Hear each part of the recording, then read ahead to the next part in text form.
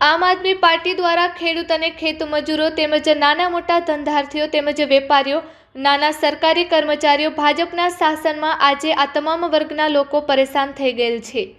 ત્યારે આમ આદમી પાર્ટી દ્વારા આજે વીજપડી ગામે મુરલીધર ચોક ખાતે ન્યાય અપાવવા માટે કિસાન ન્યાય પંચાયત મીટિંગનું જોરદાર આયોજન કરવામાં આવ્યું હતું। આ મીટિંગમાં વીજપડી ગામના તમામ ખેડૂતો, વેપારીઓ મોટી સંખ્યામાં ઉપસ્થિત રહ્યા હતા અને આમ આદમી પાર્ટીની વિચારધારામાં જોડાયા હતા અને ભાજપને જાકારો આપવા અને તેમને મત ન આપવો તેવી પ્રતિજ્ઞા લેવામાં આવી હતી।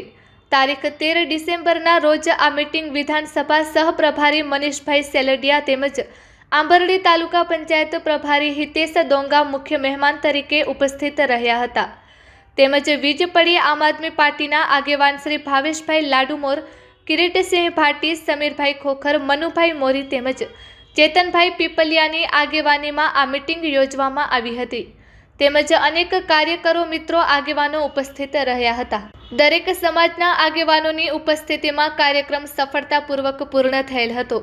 Report by Sarfaraz Khokhar, Amreli.